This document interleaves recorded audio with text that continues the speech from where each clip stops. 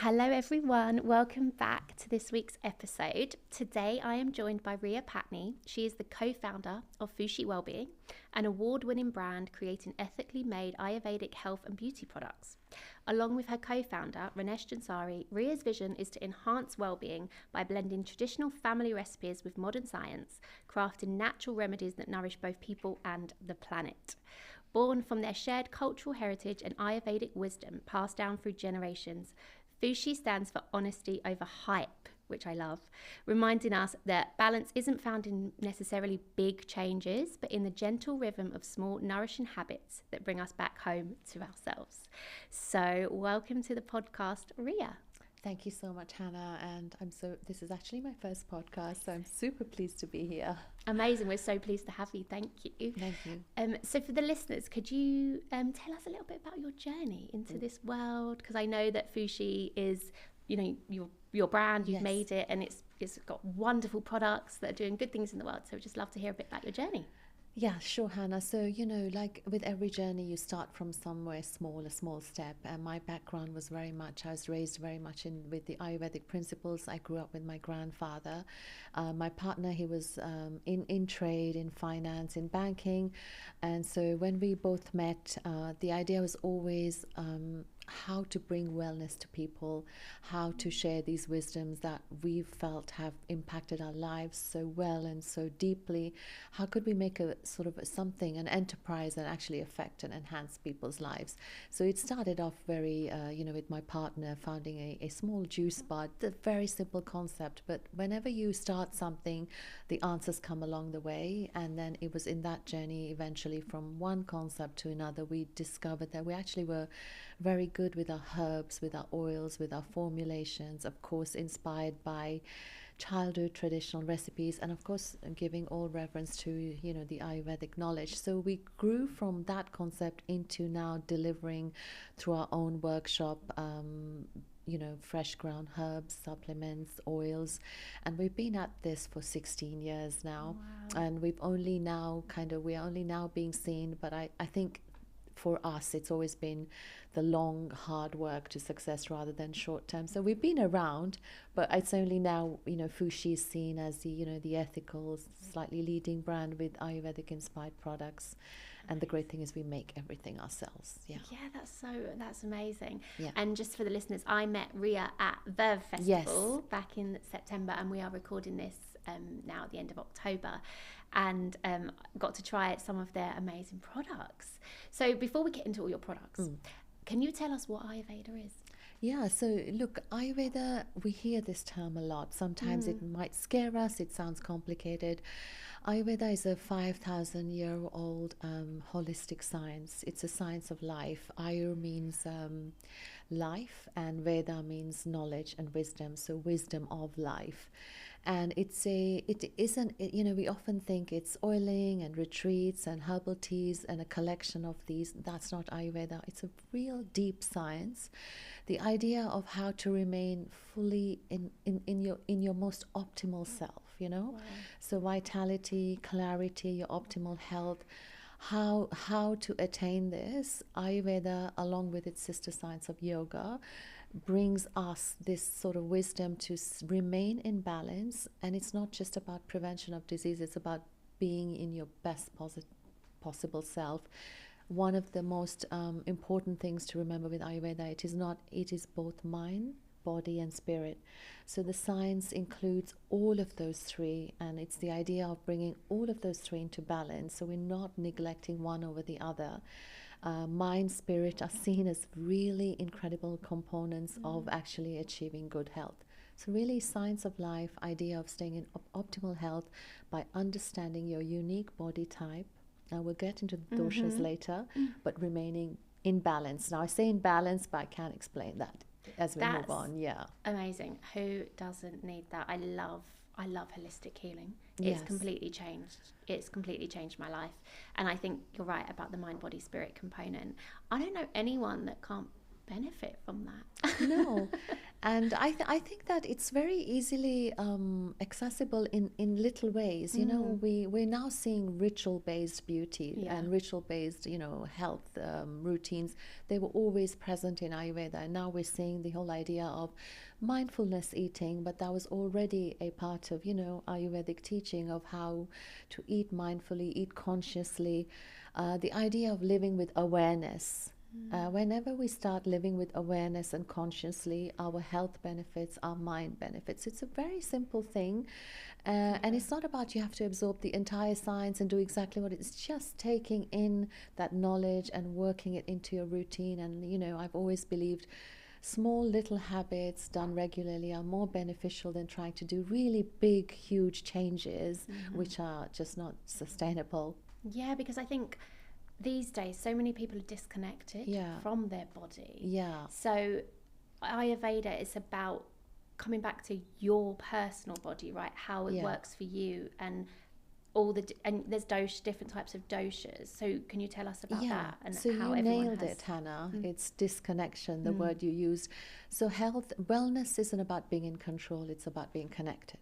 So when you're connected to your body, I think one of the great things that Ayurveda teaches us is that no body is the same. Like each of us have our own specific body type. So certain things that suit you might not suit me. So there's a real customization here. And by understanding your body type, which we call dosha, which is your body type, you really understand how to then keep it in balance. To understand your body type, either you can obviously, the best way would be to see an Ayurvedic practitioner, but there is a quick and easy way of going and doing a quiz like we have on our website to give you just a general idea of your predominant sort of body type that kind of you fall under. Once you know that, you know the kind of foods that suit you, the lifestyle that suits you, the type of din acharya, which means daily routine that suits you, the time you should be going to bed and waking. So it's almost customized to each body type. And when you understand that routine and how it works for you, the foods to avoid, the foods to consume, you start finding balance. And it's a real asset to know your body type. Really, Because what I'm hearing is you're then not looking for anything outside of you. No. It's all about internal, which I'm a big advocate for. Obviously, this is called Wholeness with Hannah, and wholeness is just about coming back to yourself. Okay, so can you talk us through the doshas? Yeah, so look, one of the things, you know, in Ayurveda we say we're living with nature, okay? Our bodies are very connected to nature. There's no disconnect there. Now, if you look outside, we have the three elements. We have fire, we have air, and we have water. They exist in our earth, they exist in all our materials, and we are the sort of, all of those three elements exist in our body. You know, we can see fire, our digestive fire, our, you know, all of our metabolism is governed by fire. Water, our fluids, our blood, all the water lymphatic system that works in us. And air, you know, which gives us motion, speech, is that breath as well? Yes, breath. So they all exist in us. And in each of our body types, one takes precedence over the other. And that is almost like your little imprint decided at the point of conception. So you're born with that type of a dosha. And then as you move into life, you realize, you know, imbalance, stress, burnout, as you said, can cause one of those elements to take precedence, others to fall. And as soon as that imbalance happens, either if it's, say, your fire has increased, you see inflammation, you see anger, you see impatience. If your vata, which is your air dosha, if that is increased, you see restlessness, anxiety, nervousness, lack of sleep, water, you see sluggishness when it's, you know, increased, you see heaviness, you see lethargy. So all of these elements have their related sort of symptoms, and once you understand when it's an imbalance, you kind of experience those. So it's just about bringing it in balance, and the simple thing is to understand your body type, start going back to the foods that work for you, the rest, the waking, the scheduling, all of that, to just bring yourself back into balance. It's really quite simple, although it sounds complicated. It's very simple. It's just living in balance with the three elements and understanding your body type. Yeah, it's just having the right data and information about yourself, isn't it? Yeah. So I took the quiz, and Good. I had the fire, The pitta dosha. as Yes. my main dosha. So just to show how simple it can be, what kind of things does that mean? What does my dosha mean for me? Okay, so each dosha will have like a general characteristics of that person. So like we were talking earlier, but anyone who has a pitta dosha, which is under fire, they're very ambitious, they have their goals, they're very creative, they're fast thinkers. They're actually a very blessed dosha to have. But when you're in imbalance, you see digestive issues, acid reflux, too much fire in the system causes inflammation, gut, sometimes skin redness, skin eruptions. All of that is when the fire is out of imbalance. Now, I'm going quite simplified here to give very, So as soon as that happens, what you're doing is you're doing the opposite. You're bringing cooling foods, you're bringing resting, you're bringing all the things that brings down fire. Do you see what I mean? Yeah. So you're just cooling the element of fire and not adding spicy foods, not adding spices, not adding alcohol, which instigates the heating element.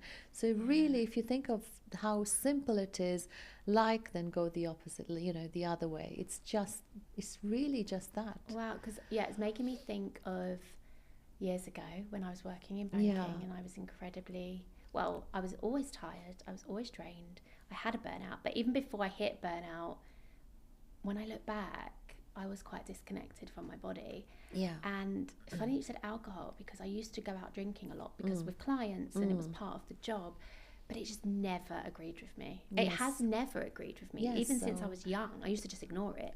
But when I think about it now, alcohol was definitely one of my body literally used to reject it. Yeah. So much. So listening to your body. Yeah. And especially pitta dosha, they do find alcohol aggravates their system if they're in imbalance. The idea of Ayurveda is to keep all the three elements in balance. Okay. Once you're in balance, you have clarity, optimal health, your skin shines, your hair shines, you feel full of vitality. It's just that, really. Yeah. Balance, I also used to have digestive issues, and I don't anymore. Yeah. So what would actually have been causing that? So it probably, I'm not sure of your diet at the time, but whatever you were doing was either your lifestyle. So let's not forget mind, overthinking, sleep, your daily routine, rituals. So when you are giving more than you're receiving, when your body is giving more than you're receiving, you experience burnout. And all three doshas would be at imbalance and you experience burnout. So all of them are not doing what they should be doing. With the excess heat, the pitta, you're probably seeing acid, you're probably seeing digestive is a little bit struggling.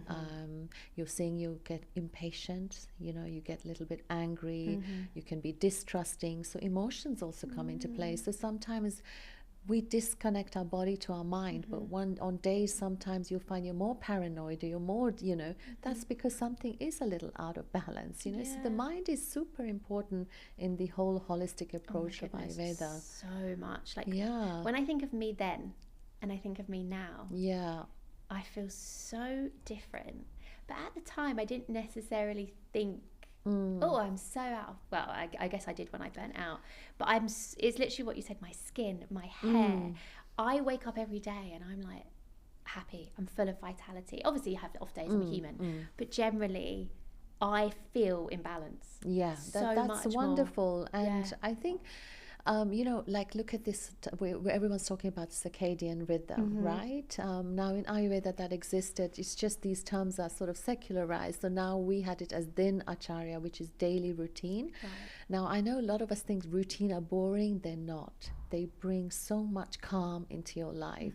So the time you wake to the time you sleep to when you have your meal times, Ayurveda advocates routine to balance and to health, good health. So skipping a meal, sleeping late, or at erratic times daily sort of knock you off? Completely knocks you off. So routine is not boring. Routine is absolutely wonderful. To be doing things, like your body type is pitta. Now Ayurveda will recommend the best exercise time for pitta when you're at your utmost energy, Waking time 6 a.m. You know, sleeping really, 'cause I time. don't feel that at all. I Yeah, don't like getting up early. Ideally, once you get into that routine, that's what's optimal for your body. Is And it? yeah, so really early. really early. I'm Waking early is for all doshas. Is In it? Ayurveda, it's advised early to rise and then early to bed. Well, I'm Yeah. definitely early to bed. Yeah. It's interesting because I do think about my sleep sometimes, and it, you know, you said we're all very different, and the imbalance. When I was in banking, I just wasn't getting the sleep my body needed. Yeah, Never. yeah. I really believe that. And now this for me feels like the ultimate privilege. I don't set an alarm. Oh, you're lucky. Just because, you know, I work for myself now, and I will set an alarm if I do have an early engagement, but if I don't set an alarm. And for me, I feel like then my body's getting what it needs. But I do sometimes wonder, because sometimes I will sleep for 10 hours. And I'm like, is that good? I think it's good, but also, is that good? So look, how we're kind of ruled by these three doshas, which I said, vata for air, pitta for fire, kapha for water. Those three elements exist in the earth, they exist in us, but even the parts of day are ruled by those doshas. So something like when you wake up after 10, it is the kapha dosha's time, between 10 and 12. So if you wake up after 10, you will feel lethargic, you will feel tired, you will have less clarity. But if you wake up at the 6 a.m. to sort of 4 to 6 a.m., it is the vata dosha in governing. So you have alertness, creativity, and a very, very functional day. So literally even the times of days in Ayurveda are connected to the dosha. And waking at that time is the most beneficial for your mind as well. So if you see days when you wake up really late, you feel lethargy, you feel never lazy. sleep till 10. I can't sleep that late. I usually wake up on an average day, between 7 and 8. Yeah, so that's pretty good. Sometimes 6:30 for some reason, or sometimes I guess the latest would be about 8:15. But yeah, generally between those times. After 10 you'll feel lethargy. So it's I don't think I've ever ideally slept past good to wake up early. I think it's the morning sort of time considered really nice sort of time to wake, and it might sound really woo-woo, I know, but it actually makes a lot of sense. When you start establishing those routines, you see the difference how you feel. Yeah, big time. And also on that, I now am less bothered. I ask for what I want. So I know, for example, if I'm going on holiday or I'm going away, I have to fly somewhere. I do not like doing night flights because I like sleeping in my own bed. And the older I've got, the more unapologetic I've become about that. Jet lag really throws me off. And I know it does to everyone, but I feel super strongly about it. I would rather spend all day on a plane in the daytime, so I can, you know, be in that kind of part of the day than trying to sleep on a plane. Even if you fly in business class, obviously that's nice, but I still think I try and avoid that as much as possible, because I've just learned it just really takes me a while to bounce back. Is that the kind of things as well that we should be thinking about? Things that throw off our routine, I guess. That's quite a nice luxury you have, Hannah, of like the flight you choose. But you know, you can go that far, but really it's just being in routine. Whatever time you wake up the same time each day and sleep the same time each day. Understanding once you know your body type, please do a quiz and know that we have a real wonderful resource of what's your ideal routine. Once you kind of follow that routine, you will always feel in balance, and then your mind is at balance and your thoughts come more clearly. So it's routine is king in Ayurveda. So true. I definitely think that with sleep. And do these also evolve around the seasons? That's a great question. So we talk about, again, the circadian rhythm. Seasonal living is big in Ayurveda, because if we're thinking we're living with the three elements, we are also living with the seasons. And if you think of, like, we're in autumn now, so again here we're ruled by the air, vata, dosha. It's windier, gets drier, the leaves are falling off. There's more. So we notice that we'll start, if we, you want to go to more opposite foods, grounding foods, sweet foods, nourishing foods. And the season offers us this. It brings us pumpkin, it brings us beetroot, it brings us squash, it brings you all the really nice, deep colored roots, root vegetables. So season is already providing you what you need. Vata season means our skin gets drier. We need more oiling. The temperature outside are cooler. Our circulation suffers. So this is, if I was to give you a little example, this is when Ayurveda says you're not eating a salad. No, I know. Yeah, You that's are so eating true. warm foods. Yeah. Yeah. Yeah. Your outside temperatures are, it's quite common sense, really. Yep. So something like a smoothie wouldn't be a thing you would do in autumn, according to Ayurveda. You would be doing herbal teas, cumin, fennel, aniseed, spice teas, cinnamon. You'd be having root vegetable soups. You'd be having a very famous khichdi dish we use in Ayurveda, which is split mung bean with rice. It's seasoned with ghee. It's one of your sort of autumn favorites. So you would just be doing literally the grounding, more, rich, nourishing foods as compared to like what you think is, in summer you would go for a salad. And so it's quite common sense, really, if you think of it that way. I feel that so much. And I was mentioning to you before we started recording that I often feel cold, that I run cold. So in winter, I really don't have cold foods or drink cold drinks. And since I've really lent into that more, it definitely has helped. I don't even fancy it. Like, I'm sure people listening can relate. Like, you don't fancy, I mean, some people might, but you don't really fancy a salad when it's cold outside. No. I actually just went and stocked up on all my herbal teas. I got pumpkin chai. So I'm the more I lean into the seasons now, I find it helps so much. Definitely. And eating in season. So, the seasons are so clever. They tell you, they give you the exact right minerals and, all of these rich, nutrient-rich vegetables that we actually need. So eating in season is the safest way. And as you move into Vata season and it ends, and then we go into winter, which is the heavy, we might have snow, we have more rain, so it becomes the water, the heavy water. Oh, so it's water, okay. Yes, and that's when you start to intake more spice, you go and take more warming, more heating, because you're quite, the exterior is really cold, your bodies get colder. So you're really going with the warming foods all the way to spring. Okay. And then you start moving back to the lighter foods, a little bit more raw food, then the smoothies come in. So it actually, we're already doing that. That's what my point is. A lot of us are understanding the Ayurvedic way. It's just we do it, with different names or terms, Yeah, no, definitely. So it's basically switching your smoothie for soup. Things like that. Things like that. And herbal teas, spices are very important in Ayurveda. They work with digestion, relaxation. Your cumin is a superpower, fennel for digestion. And I'm a big believer, you don't need to buy expensive tea bags. Just bring all the spices at home, put them in hot water and sieve them. I make my teas at home just like that. It's so much easier. And you can really concoct your own flavor. So I'll put a cardamom pod, I'll put cinnamon in there, boil some water and sieve it, and you're getting a real fresh brew. Yeah, so these are things that we can all actually do by just living around the seasons. Black pepper, Spices are huge in Ayurveda. They are huge. We have the cooling spices, we have the warming spices, we have the balancing spices.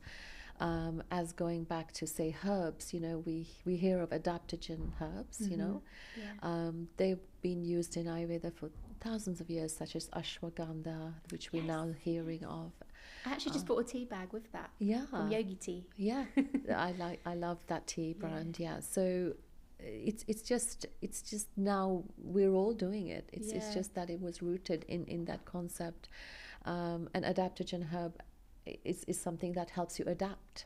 Right. Okay. It helps. I've not really thought about that, the word. So it's like these herbs grow in such harsh terrains that they've adapted to nature.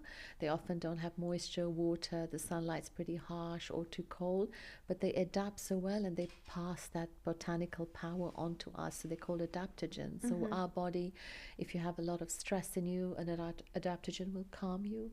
If you have a lack of energy, it will energize you. So they adapt to what your body needs. And in Ayurveda, they were called rasayana. So we've always used them as prescriptions for people when they're going through a lot of stress. And now we hear of them as adaptogens. So my point is, we're doing all these things. It's just under different names. And in Ayurveda, do you if someone has an illness, do you always treat that naturally? With turmeric or things like that. That's what I hear. One of the things is your symptoms, you go to the root cause. I love that so much. I think Ayurveda never treats symptoms. The symptoms are seen as what could have gone wrong, what is the ultimate root cause. I think that is the biggest thing. So then that comes down to the imbalance. So Ayurvedic practitioner, or if I have a consultation, I understand maybe this person has been way too many heavy, oily, watery foods, not exercising. The kapha has gone right up, which is showing cough and flu symptoms, lung is really heavy, they have constant head colds, there's just too much water in the system. So you go and prescribe spices, herbal teas, how to use ghee, how to do, we call it tarka, spices in a ghee and topping it on your soup, so that all starts breaking down the water in your system and bringing lightness to the body. Everything has a root cause, and dealing with the symptom is not the answer. And the root cause isn't just the body, it's the mind too. So that's when the yoga comes in. And I think a lot of us forget that yoga is not its own independent exercise system. Yoga is union with the soul, yoga uniting with yourself, connecting with yourself. So it doesn't matter how flexible or non-flexible you are, but Ayurveda and yoga coexist. So for example, if I had to do a prescription, my prescription would be, here's your food, here's your daily routine, and here are the yogic exercises to support them, and the breath work. So do you see how the whole holistic system comes? The meditation, the dhyana, the alternate nostril breathing, the pranayama, the foods to intake, the times to sleep. So you're literally dealing with mind, body, spirit. That's so powerful. Rather than, in Western medicine, where we go to the doctor and they're treating the symptom, aren't they? They're saying take this to cover it up, and that's been pretty life-changing for me. I think and then we have another sort of thing that arises from the medication, and another medication is given to support, so we're not addressing the root system. And I'll be honest to say that once disease takes place, Ayurveda can't do it. The idea is prevention is better than cure. But can you sort of heal it though once it you has can happened? heal many things, and you can prevent many things by staying in balance. I've heard so many amazing stories of people that have healed from the inside out. Cancer, things like that, everything. But as you said, prevention is better. And imbalance happens, say, giving you an example, when your dosha goes so out of balance that you're experiencing the ultimate symptoms of that dosha out of balance, then without being treated and checked, it starts manifesting in that area. We start developing ama toxins because that system isn't working well, whatever function that could be. Whether it's your lymphatic, whether it's one of your organs, say vata, air element goes really high, that starts developing toxins that area, there's no circulation, things like that. That's when disease starts manifesting. And in Ayurveda we have 4 different stages, and you're able to diagnose that's at this stage, that's this stage, this, and then it's when it's at absolute pathological disease state, that's when it becomes harder to treat. So the whole idea is to just prevent getting there. Amazing. What is your predominant dosha? Mine is kapha. Is that water? So kapha is generally very very calm, very patient, so I can endure a lot.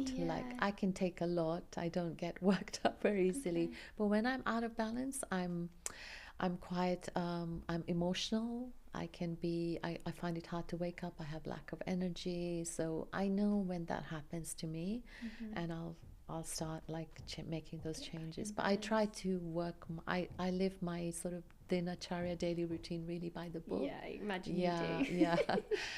Amazing. So can we talk a bit about Fushi? And the stuff that you've done there, and all your amazing products. Because I have just finished my jar of Chyawanprash, and it's I've had a spoonful a day since I got it at Birth Festival.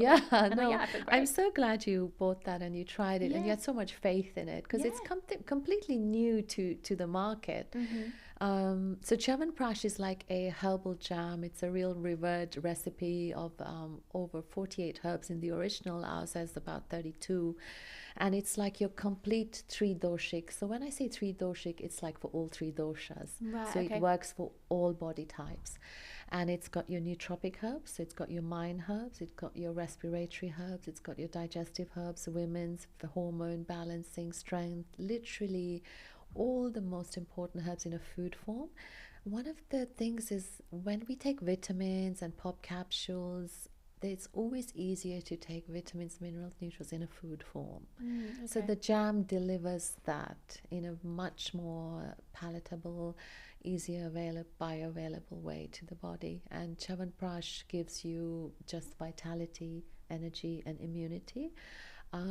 And one of the most important things in health is immunity. When you have good immunity, you will fight disease. When Ayurveda says when you follow routine, your lifestyle, your mind, body is at complete equilibrium, immunity is there. So immunity is your weapon, and working in these concepts of Ayurveda, yoga, rituals, keeping your mind in calm place, eating well, develops your immunity. And Chyawanprash is a great boost for immunity. So it's really taken over the colder months to just protect yourself. Once you can protect, when the body protects itself, you've already, your body can do so much. You just need to give it a helping hand. Amazing. I literally was just thinking when you were saying that, I used to, back in banking, when I was out of balance, I was always getting sick, especially in winter. It would literally be like, winter's here, I'm sick. And I felt like I was always fighting something off because I wasn't getting enough sleep. And and I was thinking this the other day. I haven't been unwell for the last, almost, like really unwell like I used to be, for about 3 years, since I started doing holistic healing. Since I started doing breath work, since I started doing mindfulness and meditation, since I started doing energy work, since I started tuning into my body and sleeping well and eating right.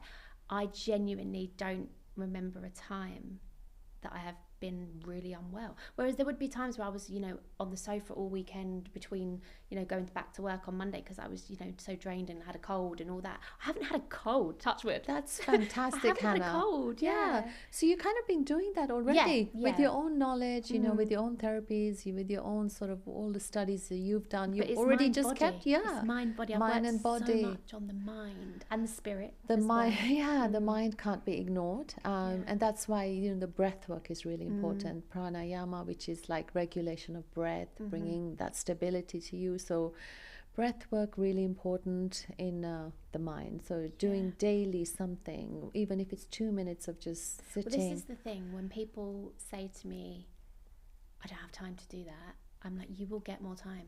If you make time to, do 5 minutes of breath work or 10 minutes of meditation or have a Reiki session, you are actually giving yourself back time. Yeah, definitely. I feel like that's so important. I've learned that. And actually 2 minutes a day is more sustainable than doing, like a big, huge class for 1 hour a week. You can do 2 minutes of breath work before bed or first thing in the morning. You've already added a routine. It's a very sustainable routine to your day, and it works so much wonders. And over the long term, you see the benefit, isn't it? Being consistent. Amazing. So firstly, they can buy some Chyawanprash. So Chyawanprash, we launched it, very proud of that product. It's not it's like I say, it's not NPD, it's old PD. It's like a 5,000-year-old recipe delivered through the Vedyas, practitioners of Ayurveda. So it's a wonderful supplement. I've always believed that you don't over supplement your body. You don't take 5, 6 herbs at a time. We pop things without thinking they're doing good. It's not like that. In Ayurveda, we only take herbs when we need it, when we're out of balance. As soon as it restores some kind of stability, we stop. So even with my customers, I'm always like, you don't need to take this for 6 months. Take it for a month, see how you go. Stop. Nothing in it should be permanent. They just should be helping hands, I do feel as people now, we take this vitamin, we pop that vitamin, try and get products as well, try and get as much from your food. Only take when you really need, and don't take it once you think, because your body starts getting immune to those supplements. You don't even know if they're working. You're actually adding stress to your liver to get through some of those capsules and unwanted materials. So really eat well. Take food supplements in food form, which is the Chyawanprash is a great idea, but through other foods, and only, just take as you need. Amazing. What are some of your other bestsellers? Because I picked up some castor oil as well, and I was just telling you before that I've started putting it on my face and my skin. Which is amazing. And I'm so glad you put it on your face, because everyone's quite averse to the idea of, it's such a thick oil, but once you see feeling amazing. And obviously because the seasons have changed. And you very kindly gave me some lip balm just now as well, which I can't wait to use. And you said that was new, right? Yeah, that's new. So oiling is a big thing in Ayurveda. Now, as we go into the autumn, our skin gets dry. It also needs nourishment. But not only that, oiling is seen extremely anti-aging. So there is a ritual in part of the Ayurvedic way of life. It's called Abhyanga, self-Abhyanga. You give yourself a little massage before your shower. So you warm the oil and really just give your knees, joints, arms, on your belly before your shower. That really helps with circulation, helps with the joint health, and actually is supposed to be quite age-defying, that daily massage. And it's called Snehana, which means to love. So it's just loving yourself. And when you touch yourself with intention, self-touch is really powerful. When powerfully that I love this body, it does so much for me, and you oil yourself with that every day. So oils are big. Castor oil comes in there. It's great for joints, inflammation as well. It's seen as that helps with discomfort of joints. So castor oil is not just a beauty oil. It's actually an incredibly therapeutic oil. A lot of people put it in packs on their on the stomach. Yes, on their stomachs. What is that actually for? So if you look at the what Ayurveda castor oil properties are, it's basically an unblocker. If there's stagnation in any part of your body, castor oil is warm. Castor oil goes through the tissues, relieves the stagnation. So it helps with circulation and unblocking. So when women put it as packs, it helps with better flow. It helps with PMS. It helps with any sort of blockages around the reproductive area. And a lot of our customers do hot packs on their stomach, but also on your liver. It's a great support for the liver, so doing a hot pack on your liver, but then, as you've said, using it on your skin, as a beauty oil on your eyebrows, hair growth. Castor oil is both. Do you know what the other thing I've noticed lately is? My hair I used to have really thin hair, and honestly, my hair is so much thicker than it's ever been. And I think it's from sustainable, years of just more nourishment to my whole being. Because I went to the hairdresser the other day, and I've worked with my hairdresser Patrick for years, and he was like, you've got new hair growing, Hannah, all the time. And I was like, I think it's my way of life. It's the nourishment of the body and the mind and the spirit in all ways. And I really believe that. Health is beauty. So when you're feeling healthy and you're in balance, you will naturally have beauty. So you're completely on the right track. I think totally, when, we often think topical, I'm not saying not to use them, but hair masks and all of the shampoos, they will do a little, but ultimately the nourishment comes from within. And what about your new lip oil then? So we just launched a new lip oil. Again, oils are huge in Ayurveda. They're seen healing, hydrating, they restore elasticity. It's got a wonderful Ayurvedic herb called Manjishta, which is really, really circulatory, really, really great for dry, dull lips. So a lot of ideas just come from our customers too. And so we've got cherry oil, beautiful smell, antioxidant rich. So all our ingredients, Hannah, are just natural. There's nothing adulterated. We put the recipes together ourselves in our workshop. Gut feeling of good quality ingredients that we source ourselves. We bring them from growers ourselves, so we know what we're bringing in. So we're not like some high tech. We're just believers in pure natural ingredients and building from that. And what else have you got going on at Fushi? So we're doing a lot right now. We have our castor range, we have our castor with the calm, we have the frankincense blends, we do herbal supplements, we do hair care. We have over 160 products. Do you? Yeah, wow. Everything made in our little workshop, and yeah, we're growing. I feel as a brand, we're growing. I think Ayurveda has relevance now in the day and age we live. You know, I know you did a workshop on burnout. Yeah, A lot of us are experiencing this, and I think we've also addressed the fact that mental health is really important for good health.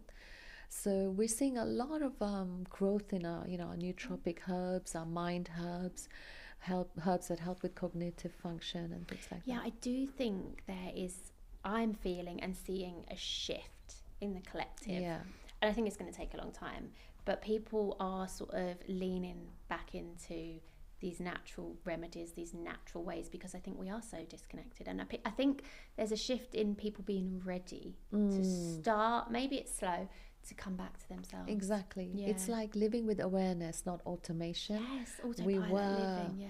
literally just living in automation. As soon as you live with awareness and you live consciously and you start being mindful about things, you've already brought about change, you know. Slow living. Yeah, slow living. It's becoming, you know, people are realizing it's the way. Yeah. You know, I really never want to live 110 miles an hour again. No. And as we've discussed, I am the fire dosha, but so I have to find ways. Like I said, I have a very quick mind, and you know, there's stuff. I'm very creative. Are you competitive? Do you know what? Not crazily, no. Yeah. I'm actually not. Yeah. I never really have been. You know, I like to do well. I'm not a perfectionist either. No. And I actually think that really helps me. Yeah. Because I'm not you're one balanced. Of this, I would say you're a pitta vata balance. Okay. Yeah. Because you kind of look a little bit more pitta as well. I mean vata as well. And you're very slender, and so you have. I think you have both.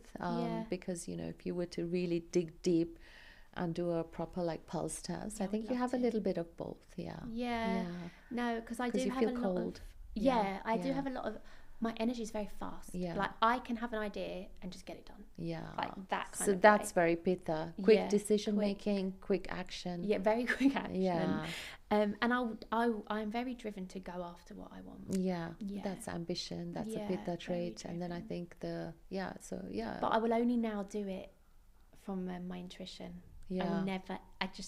I cannot override that. How anymore. important is intuition, just isn't change it? everything. But that we can't hear our intuition if we're disconnected. No. And we often even forget there's a voice in there, you know. And the closer we get to ourselves, the closer we find the guidance comes from within, and hearing our body. Yeah. It's just about hearing your body. Your body is telling you many things. Always. We often just ignore it. Yeah, and that's autopilot living, isn't it? The more we're living on autopilot, the more we're not hearing our body. No. We're ignoring it. Yeah. And I talk a lot about intuition on my Instagram, my podcast as well. And I just believe that we all have intuition. We can't always all hear it because of various reasons and being disconnected. But I do believe that we do all get little intuitive nudges. But the reason most people ignore them is because it often requires you to make some kind of change in your life. And, you know, people fear change more than... Apparently people fear change more than death. And that is crazy.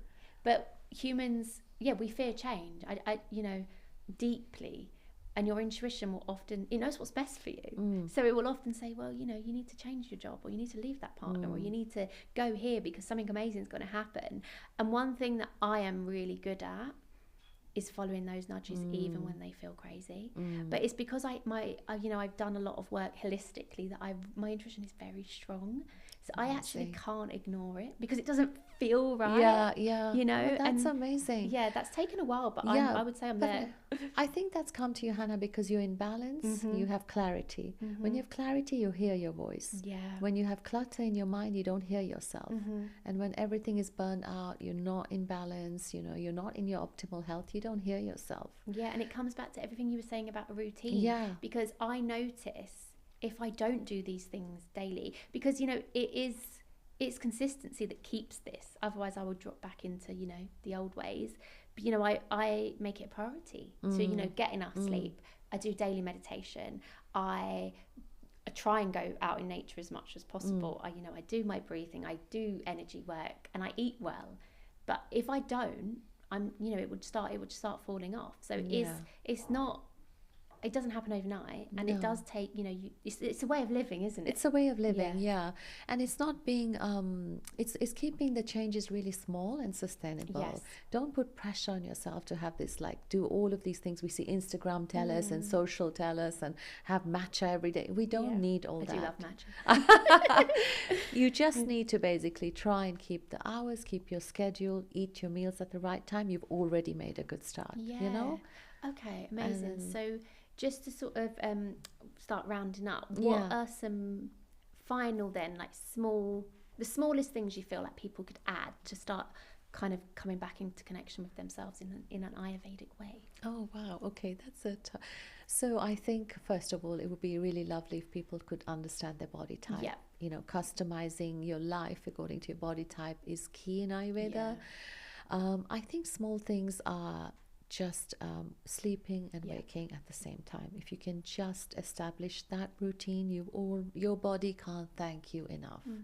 Meal times, to try and have meals at the same time daily, even if it means it's not a complete meal, but don't ward off like lunch. Oh, I'll have it 2 hours later, I'll have it an hour later. You're really upsetting your Agni, your digestive fire.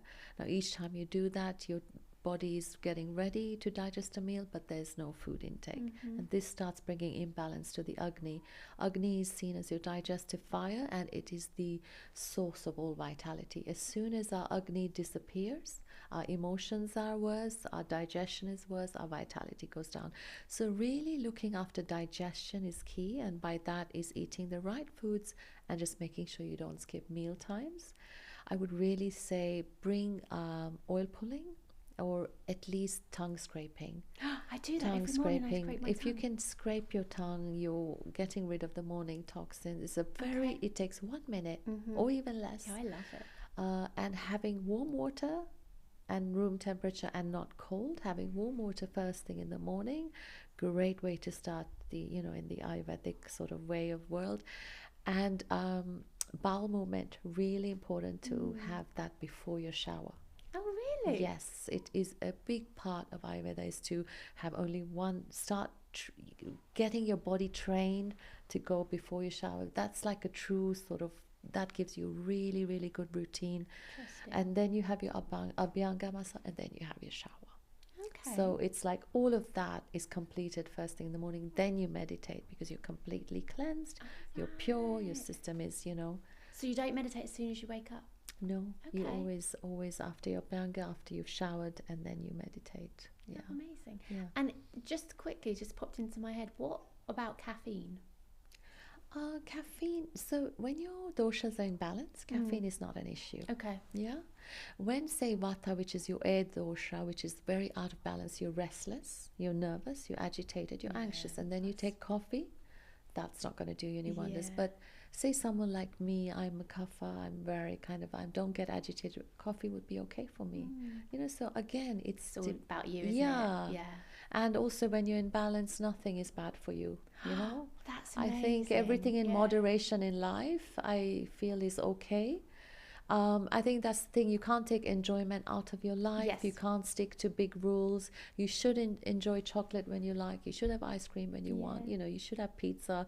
There's no such thing as not having, all it is just keeping up with the routine and doing those little small changes that where you're thinking of your body and your mind. That's it, living with awareness. Yeah, that's so true. And like, if that's not an incentive, I don't know what is. When you're in balance, nothing is bad for you. No. And I really just listen to my body about what I want for dinner.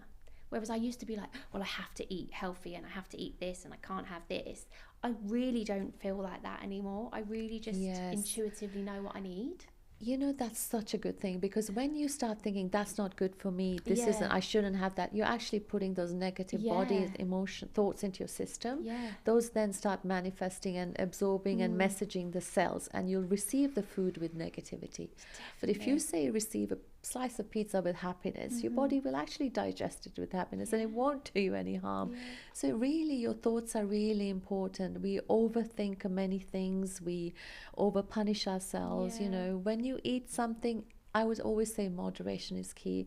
Enjoy it, enjoy a small amount, and enjoy it and take it with love, and that's it. Forget about it. You know. I love that. And I really, might be a change of the seasons, but my body loves carbs. Yeah, like I so feel like I carbs, need them.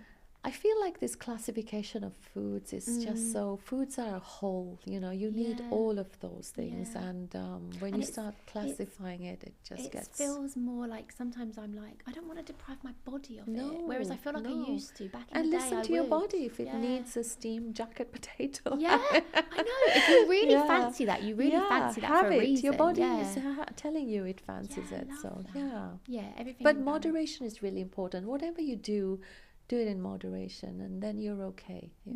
Amazing. Great advice. Great, thank you. Okay, amazing. Well, so where can the listeners find you? So we're at fushywellbeing.com. We have our Instagram at Fushi Wellbeing. I think I'd love to say that it's not about our products. We love sharing the wisdom. You know, if you have questions, you want to know more about your body type, you have other questions, we love sharing the wisdom that we've been lucky to, you know, have had. So we're here to enhance, our mission is to enhance the wellness of people. So feel free, with any questions, contact us there. Amazing. Thank you so much. Thank you for Hannah. coming and trusting me with your first podcast. No, and it's my pleasure, and I couldn't have asked for a better start, so thank you for having me. Thank you for coming. Bye. Thanks, Hannah. Bye.